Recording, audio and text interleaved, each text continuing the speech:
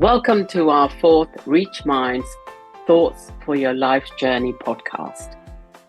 In this podcast today, we will be exploring what does connecting with nature and journaling can teach us about ourselves in change and transitions. Today, you're in for a real treat as I'm joined by Jackee Holder, someone who I have admired, been inspired by, and had the privilege to work with over several years. I just love Jackee's passion and energy, a force to be reckoned with. Jackee has a wide and prolific portfolio career. She's a leadership coach, an executive coach who operates with senior leaders and board levels. She runs development programs and is an expert in promoting health, well-being benefits of journaling, expressive writing, and nature and wellness. Jackee has written numerous books, which you can access on her website, which are all about books of journaling, transformational journaling for coaches, therapists, and clients. Jackee is in great demand. Jackee starts her day with giving herself space and time to journal so that she can begin her day in the way that she wants to.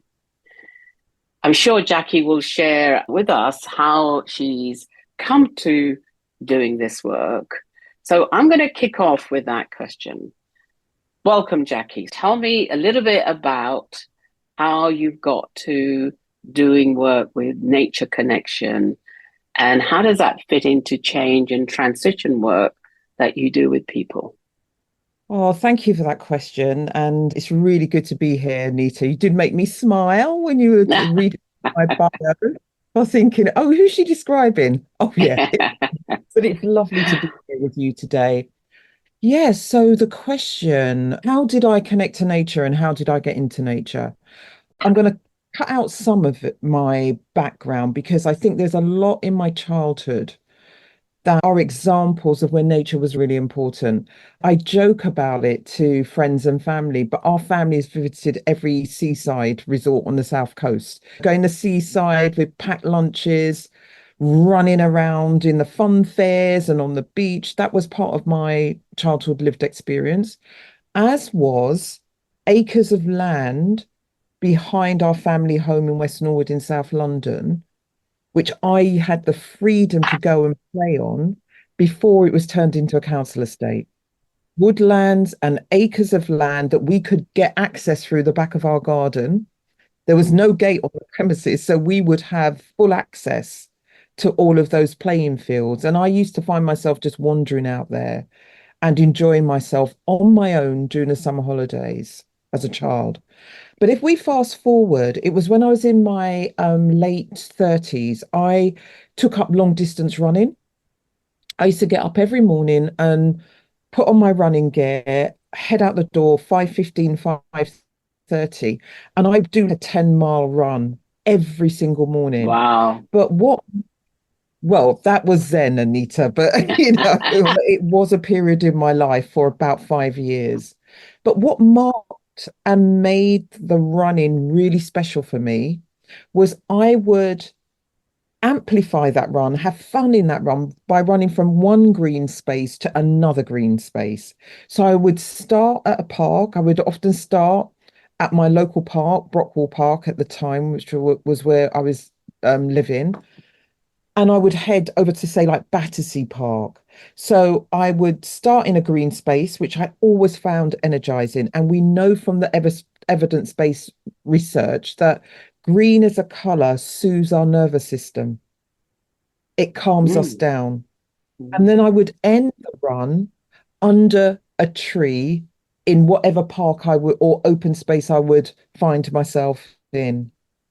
And what I found was I wasn't doing my daily meditation, but the running and being in the green space actually became a meditation for me. But it also meant that I felt really energized after my run and actually being in a green space to get out my journal. I always used to have a pocket either in my hoodie or in my trousers, and I always carry a little notebook with me. And so what I would do was I would sit down and do my journaling, if the weather permitting, sitting under a tree or sitting on a bench in the park. And what I found was that my writing was just more expansive.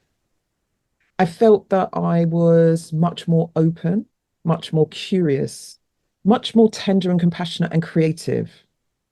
And so what happened as I deepened into those connections, Nita, I found that I was taken, so I had to run retreats, and we would spend a huge amount of the first day doing a ritual and a ceremony. This was retreats I was running for Black women. We would do this huge opening ceremony outside under a tree. I remember going out into Brockwell Park early in the morning, 10 to 12 women, and we would do a 2 hour kind of ritual under this tree. And then everyone would write in their journals and their notebooks. And what I noticed is that people opened up, the women and men, because I used to do men's retreats as well, they opened up in such a profound way. Jackee, what did this mean for you? So, what that meant was this became part of my practice. And as I was already working as a coach, I started to transfer this practice that was working for me, was working for lots of my clients, working for participants on group retreats. And then I Mhm. started noticing working for my one-to-one clients. So, what I'm curious around this, Jackee, is that one of the things when I tell my clients to do journaling, they go, is it a diary? So, tell me a little bit. I'm curious, when you were Yeah. working with these women and these men, what were they, without giving their secrets away, what were they writing? Because people often think, as I was saying, that journaling is like writing a diary. I want to give I think that's a really good question. And first of all, I want to say that journaling, the way I describe journaling, or when we look at it from the evidence base, is often referred to as expressive writing or Okay. therapeutic writing. So there's lots of different modalities that come together under the premise of journal writing. But the way I describe journal writing now is that actually it's a skilled based practice. There's a skill, there's a structure, there's a pedagogy to journaling. And often why people shy away from journaling is they don't have the tools or some of the kind of foundational tools and techniques that sets you up for a journaling practice.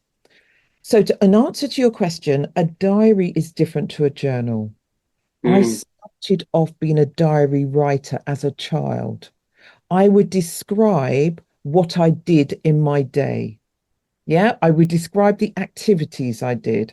I would describe the people I saw, what happened in my day. The journal is an extension of a diary because it doesn't just deal with what happens externally. It gives you space to look at your psychological and your emotional processes internally. So I want to give you an example of this, I was Nita. going to ask you that. Yeah. What's Yeah, an example of that? yeah, lovely. So I thought I would use an example from my writing practice or my journal practice this morning. I didn't plan Beautiful. to do this, but it's what happened. So I thought I'm going to share this with Nita because I think it's a good Lovely. example. So I got up this morning and I was feeling very discombobulated. I had a really full on day yesterday. I had clients, I ran a group, and then I had to go to my god sister's birthday party in the city. And it was like all too much. Anyway, Mm. I ended up going to my god sister's birthday party, and it was really nice. But however, I woke up in the morning and I was feeling unsettled. It was nothing to do with I had a glass of prosecco. It was nothing to do with that. It was definitely an internal kind of unsettling. Yeah. So this is the practice that I introduced to a lot of senior leaders, a lot of GPs, a lot of my clients that I work with, and it's one that's come out of my own journal practice. Every morning when I wake up and I turn to my notebook or my journal, depending on what you want to call it, the first thing I do is I do a weather report. I describe the weather as I look outside my bedroom window. I have three windows in my bedroom, and it's really nice because I've got a big tree outside the one of the windows, and I can see the sky. So that's what I did this morning. So I'm just going to give you a couple of lines from how I Mm, describe. mm. I wrote, the sky is a variety of washed out grey. The clouds are sailing fast through the sky eastwards, helped by the justling breeze sweeping through the air. The wands of the weeping willow tree sweep left and right, a natural barometer speaking of the weather to come. Now, so that's the first bit of the practice. It's a way of getting present in the moment. So by writing and describing the weather, I am locating myself in the moment. That's the way some people do it when they meditate. My brain, lots of ideas, my brain's always going. So I have to ground myself in other ways. So that's the first point, the first part of the practice. Getting connected with yourself, Getting connected, getting present, present. being very Yeah, mindful, allow mindful. yourself to arrive.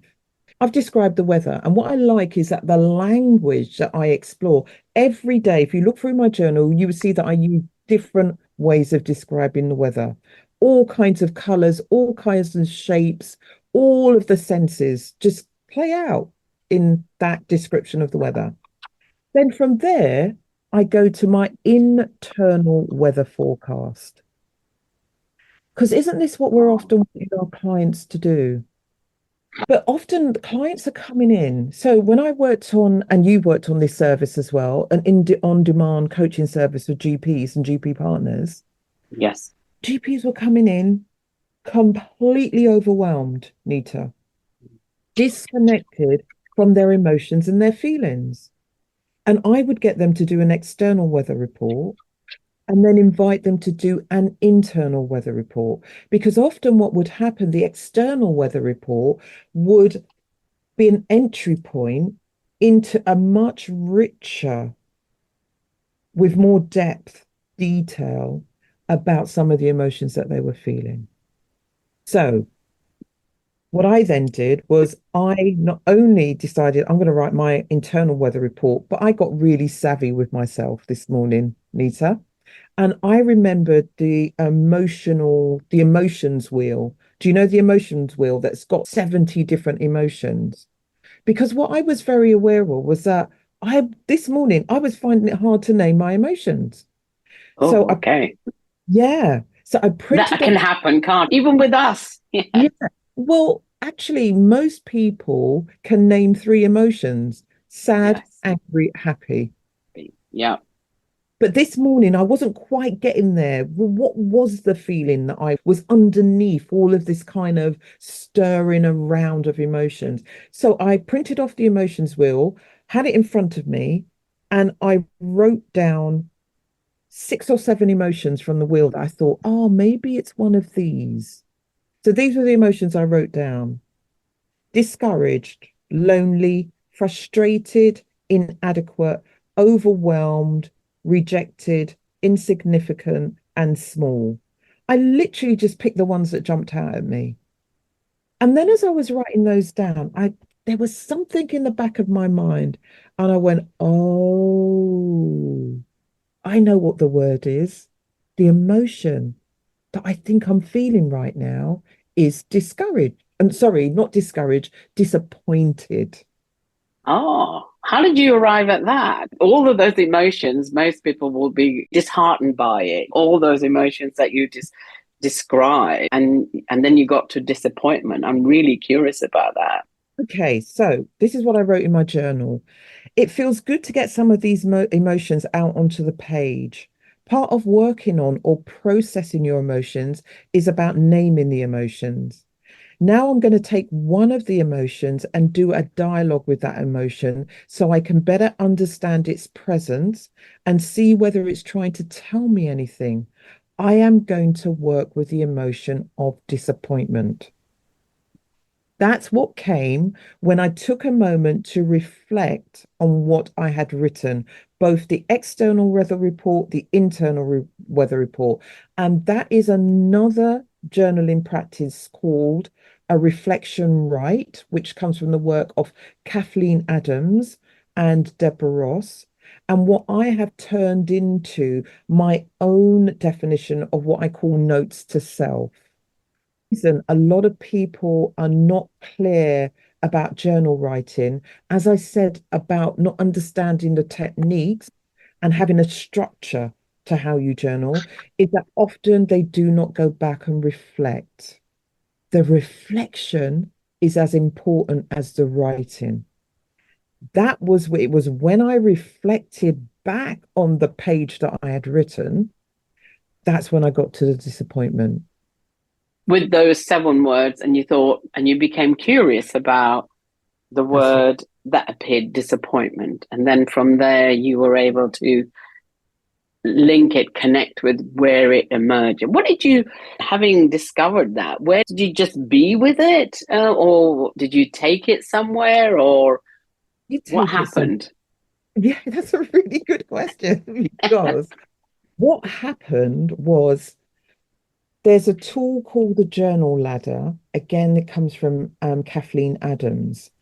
And it's a really good tool because what it does is it gives a whole series of different journaling and expressive writing activities from just going to the page and doing a free write, just writing whatever is in your head, which is at the top of the ladder, right down to the other end of the ladder, which is where you have what she calls a sentence stem or a timed writing prompt. That's where you're given a very specific prompt or statement to write to for a specific designated time period. So it might be 3 minutes, or it might be 5 minutes, or it might be 7 minutes. Most people find it really difficult to just start with a blank page and just Mm. write what comes to them. So when you have these different exercises, it's almost like you could pick an exercise that actually would be very helpful to unravel or unpick or to explore or to engage with a particular feeling, emotion, challenge, or opportunity that you're experiencing in the moment. So that's what I did. So I uncovered that disappointment might be in the room. Yeah. So as I continued writing, I wrote down that actually what I want to do is give myself a writing prescription. And so I decided that I would write myself a letter. I wouldn't write a letter from a part of myself to myself. What I decided was I would write a letter to my inner writing self because what I realized, I was disappointed about a piece of writing I was working on and that I hadn't given myself enough time because I had too much in my day. I had social obligations. And what happened was this piece of writing just got less and less time. And it was really an important piece of writing to me. So that's what I did. I wrote a letter to my inner writing self. And guess what I discovered? Well, I don't know. I'm curious now. What did you discover writing to your inner self? But it was very specific because we all have Yeah, different parts of ourselves. If you work with internal family systems, you know that we're working with all different parts of ourselves. My writing absolutely. self, one part of myself. So I wrote the letter very specifically and titled it Dear Inner Writing Self. And what I realized is that there are times when my inner writing self just feels like it's in hiding, that it's not actually given the time that it deserves. Serves, not giving the space that it Right. needs to That's right. express itself. So what that means is that what happens is that my voice on the page, it takes a while to warm up because it is my inner writing self is so used to having to retreat back until I'm ready to give it time and space that it doesn't always say what it wants to say. And what it needs of me is me to nurture the relationship with it so that it can be confident and secure that is being given the love and the attention and the care that it deserves. Now, I didn't know any of this was going to come out. I wonder, Jackee, using those words, nurture the relationship, the love, and the attention. I'm just thinking, wow, I'm not sure I create space for myself to do that. Even about thinking when I'm journaling to connect with a part of myself. And also when you're working with, let's say, the GPs or senior leaders, how do you, because this is pretty, some people might say it's a pretty touchy feely woo stuff. How do you get people to connect with that part of their inner self? When I go to the weather outside, that's Yes, nature. yes, absolutely. I was going to say So that. Yes, outer nature, it's yes, nature outside connects us to our inner nature. yes, Yeah, so let's hold that. It's yeah. central. Had I not done that external weather report, I may not have gone to where I went to in the Mm. writing. That's always a great starting point. Whenever I start there, I've never ever had a leader say to me, "Oh, I don't want to do this." Jackee, can we come and pick up on your experience in nature, please? I get them to write the weather report for 2 minutes. Anyone can do something for 2 minutes. That's not threatening. It's not threatening to your ego. It's not threatening to your intellect. Your intellect probably dismisses it, poo-poos it, and think that they're just doing something really silly. But what it allows the individual, the client to do is to connect often to parts of themselves that are trying to tell them things, their intuition, their creativity, their resourcefulness. The other way that I will often help leaders engage with this is I tell them about the evidence-based scientific research that evidences the psychological and the physical benefits of writing about difficult, challenging experiences that we've had in our past and in our present. You will hear this name talked everywhere when it comes to expressive writing, and that's the name of Dr. James Pennebaker. Now, his work is a seminal work. It's a longitudinal study. It's been going for over 30 years. There are lots of other people who are doing the research as well, but he's like the grandfather of expressive writing and research. And what they found was that when a group of students and executives wrote about a difficult, and in some cases, not in all, challenging or traumatic experience for 3 to 4 consecutive days for 15 to 20 minutes in as much detail as possible. And then they didn't do any more writing about it. So it's the 3 to 4 consecutive days. Yep. Then they stopped. What they found was 6 weeks later, then 6 months later, and as I've said, these studies have continued, that there were huge improvements in their physical well-being, blood pressure, immune system. They visited their doctor's surgeries less. They have gone on to find out that when people are going into surgery and they write about their feelings, they healed quicker from surgery, the post-op surgery, than those who didn't write about what they were feeling, expressing their emotions. They found that their psychological and emotional well-being improved. They found that students' grades improved, levels of confidence, self-value, and self-worth. So we know from the evidence base that this works. They've gone on to do lots of research with cancer patients and found the same thing, that when they write about how they are feeling, they recover or they actually deal with their illness better. Now, why wouldn't we want that? Honestly, Nita, I literally have to say 2 or 3 sentences and that's it. People are like, oh, yeah, that's fine. Let's have a go. I'll have a go. And so you're bringing something that has got an evidence base and you're helping people to do the practice of it and see how it impacts them. Because I'm offering tools and techniques as a choice. Yes, So I've had, absolutely. yeah, so I've had a GP that's gone away and come back, lots of them actually, and have gone away and they have gotten so connected to writing what we call the unsent letter. That's a letter that you write to, it could be to a person. So let's just say that you're having a difficult relationship with somebody. You write an unsent letter where you don't censor what you write in that letter because you're not going to send it to the person.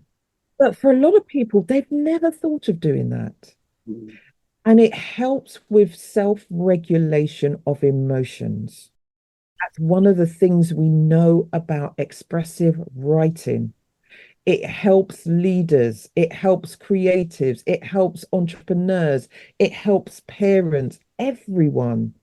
It's a way that we can self-regulate our emotions.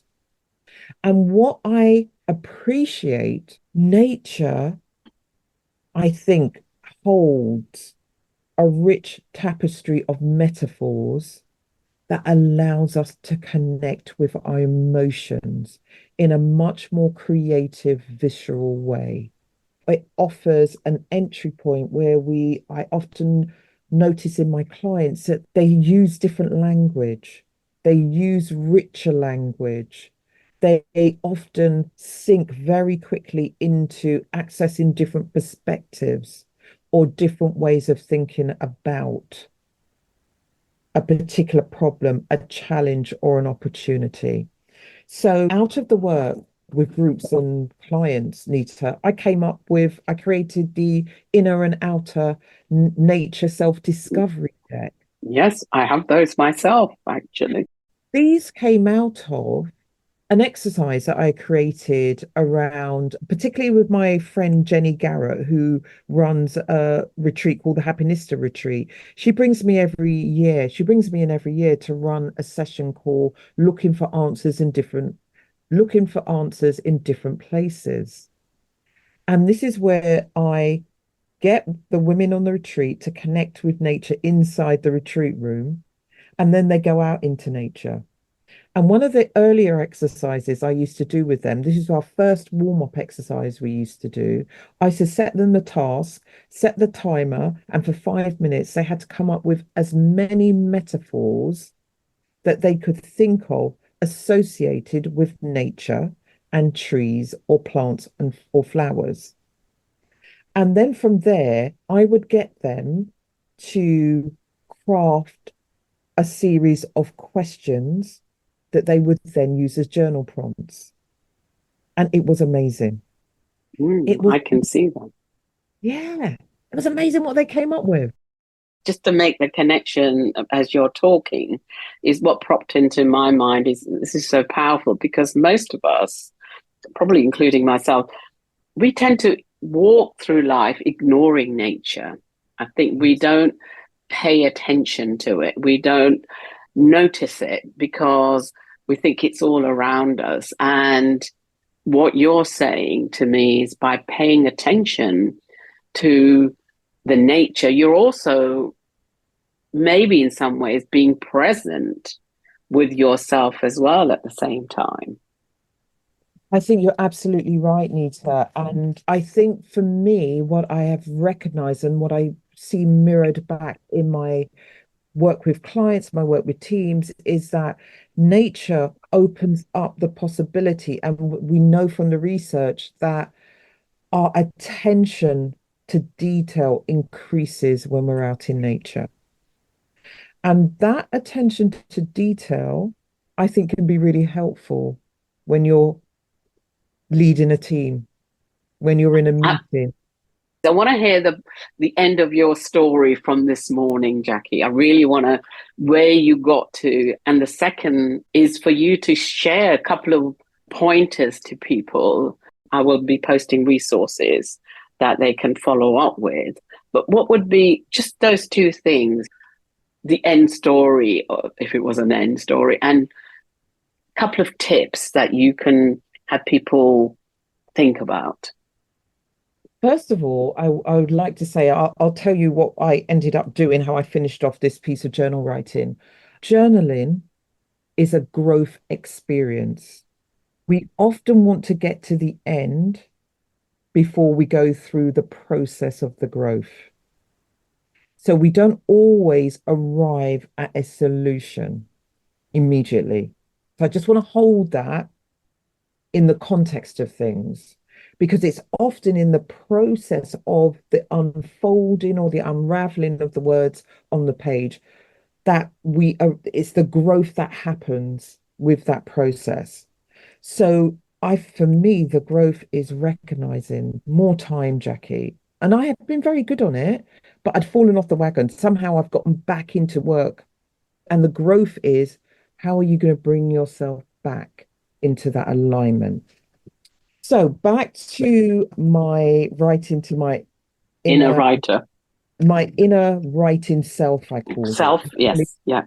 Lovely. So then where I went to was I decided I'd do a dialogue. Again, that's off the journal ladder, Kay Adams. And the dialogue is where you have a dialogue in your journal with the emotion or the feeling or the person. Yeah. It could be with a tree, it could be with a person. I decided I'd have a dialogue with disappointment. And that's what I did in my journal. I started to write about, I asked disappointment why it was here. What did it want to tell me? And I wrote responses to what disappointment had to say. And then as I continued, I said, what else might be going on? And then I wrote a response from disappointment. And then I said, so what do you want to do about it? And disappointment responded.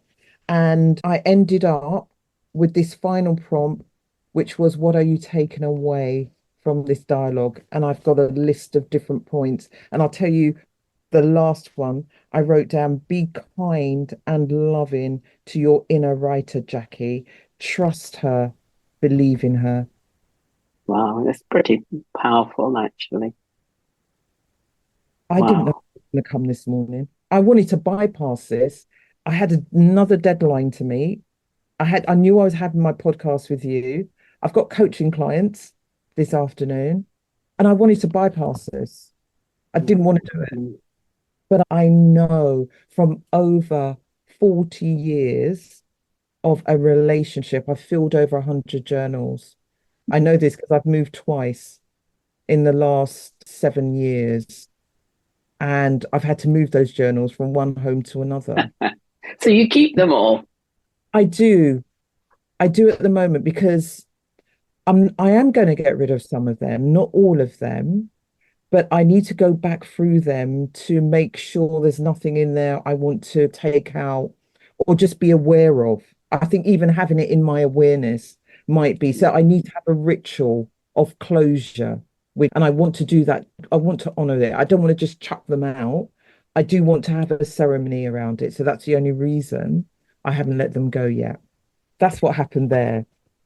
So now to tips. I've already got so many myself, but go on. Great. I would say and encourage everyone to have a starting practice. The mind loves structure. In fact, I was at a book reading with Catherine May. She wrote the book called Wintering, and it was her new book. It's called Enchantment, Reawakening Wonder in an Exhausted Age. And it's all about going into nature and what we can learn from engaging with nature. Anyway, at this book reading, she introduced the audience to the word hierophany, and forgive me if I'm pronouncing it incorrectly, but it is spelled Hierophony.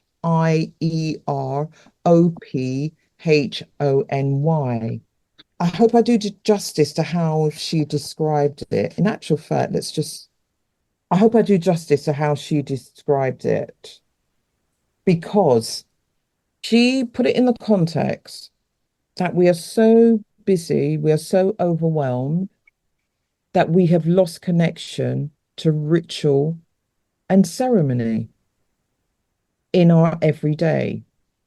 And I know that the moment I open up my journal, I've moved into some kind of ritual with myself, some kind of ceremony with myself. And ritual and ceremony works really well when it's repetitive, when we've got consistency to it. So that's the first thing I want to say. Decide whether you're going to journal twice a week, once a week. Maybe decide on a time. Maybe have a few times, which might be good times. You don't have to get rigid with your structure, and decide how you're going to start. I love the weather report. Describe the weather outside your window. If you don't want to describe the weather, describe or name 7 objects in the room that you're sitting in or the space that you're in. A way of landing on the page. Then go to an internal report. What might be 3 or 4 emotions that might be around for me right now? Describe them. What might they be trying to tell you? What's underneath the emotion? And you don't need to write for more than 2 or 3 minutes. Yeah. What's important for you to think about today? What are some of the things that are on your mind that it would be good to release them onto the page? Have a series of little prompts that gives you a starting point, an entry point into the journal writing. The second thing is going back to maybe how you end your day. I've really been working with a prompt, which is what's drained you today? What activities drained you today? What people drained you today? What activities energized you today? Why did those activities energize you? And how could you build more of those energies into tomorrow? So it's a really good way of thinking about how you also bring journaling into the end point of your day. Beautiful. Thank you. Beautiful. I'm sitting here and I can truly say, Jackee, I'm tingling. And I'm tingling because as you describe the structure, having a structure is so important. And I think your wheel of 70 feelings, I think, would be a great resource for people to access from, I'm sure, from your website, which I would love to post, and they can have access to you and all the other resources that you describe in your podcast. Any other last things before I say thank you and for your time and energy and so forth? I'd like to just highlight the writing maps that you can also order from my website. These are 12 nature-inspired prompts that are all contained in an illustrated booklet that folds out, so it's easy to carry. And this is a really lovely way of being out in nature and giving yourself a bit of a date on the page and just having some prompts that you don't have to, they're outside of just thinking about yourself, but they often take you to yourself, but they're inspired by nature. And it's always surprising where you might end up just responding to one of those prompts. And I want to part of me, I'm on a mission to make journaling and expressive writing so accessible, because I think we need to self-regulate in life. People are going around not being very empathetic and not always very kind to each other. And it impacts all areas of our lives, whether it's at work, whether it's in our personal life, whether it's when we're out in public. It impacts everybody, how you show up, how you feel. And also you can go to my website. So Jackee, gratitude to you. Thank you for being so generous in your sharing of your wisdom, your knowledge, your experience, connecting with nature and journaling, and how we psychologically transition ourselves through our lives, really. So thank you so much. It's been a pleasure speaking to you, Nita. I hope this is of value to your listeners. Absolutely. If you enjoy listening, tell a friend.